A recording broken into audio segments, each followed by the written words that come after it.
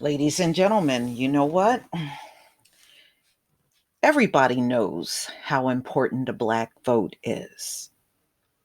You're going to see a lot of campaigns on both sides coming for that black vote.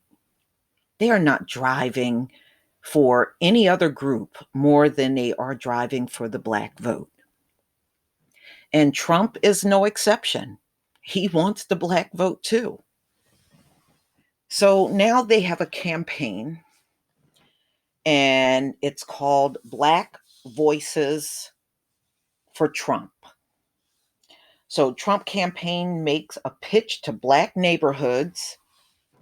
Will it work? Well, we will soon find out. I guess they're not going with Candace Owens Blexit, which I knew that was going to fall apart. Nobody in their right mind in the black community is going to follow Candace Owens on anything. That's just the way it is. I got some audio from NPR that I want you to listen to. And everybody that you see in this slide, they are all black conservatives. I know. Ew, right? Ooh, yeah, I hear you. But these are the people that in the faces that are behind the drive for Trump's campaign to appeal to the black vote, ladies and gentlemen. And we shouldn't be shocked that this is happening, but it lets you know how valuable the black vote really is, despite the fact that they try to belittle us or make it seem like we're not important up in this society. When it comes down to voting, we certainly are. President Trump has not received high marks from most black voters, but with an election this year, his campaign is looking to peel off at least some support from African Americans.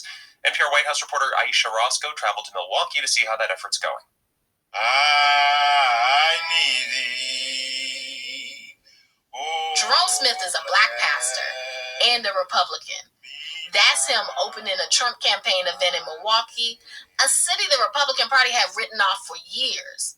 It's part of a new strategy called Black Voices for Trump. Smith starts the event with a prayer. Encamp your angels around the White House, oh God, like only you can, oh God. Touch our president, oh God. We're in a storefront on the north side of Milwaukee. On the walls, there are pictures of Abraham Lincoln and black lawmakers from the Reconstruction era. 50 people are here listening to Smith pray. And this wasn't the only time the political event felt a bit like church. Smith and the other speakers each tell their stories, testimonies, if you will.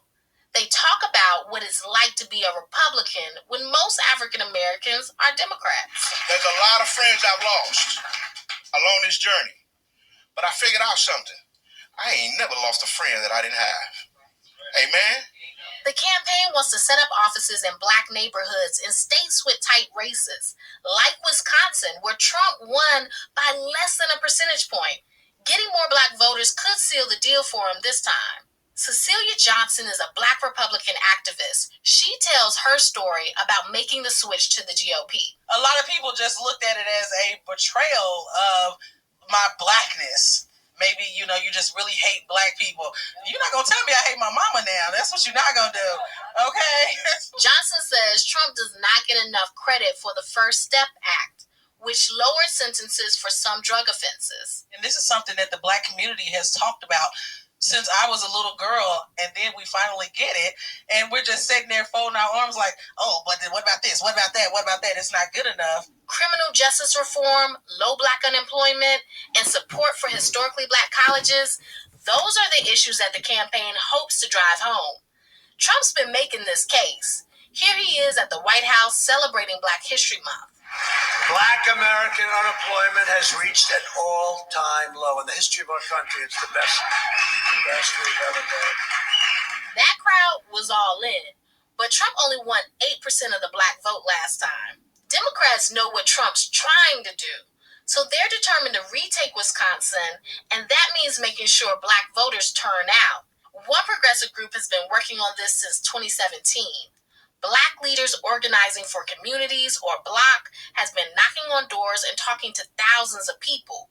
Executive Director Angela Lang says the new Republican strategy does change the dynamic in the area, but I think it's too late. You can't set up shop and almost March when the election is in November and assume that people are just going to automatically come out and vote for you. And at that Republican shop in Milwaukee, there were signs that courting more Black voters is not going to be easy.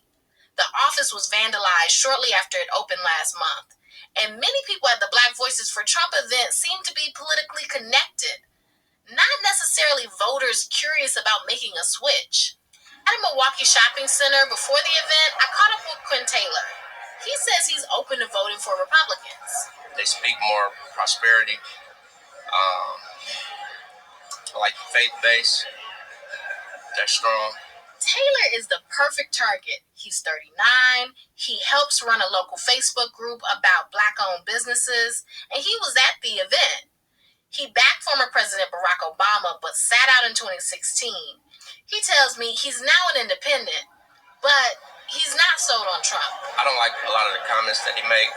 I don't like that he's kind of thin-skinned, always got to react.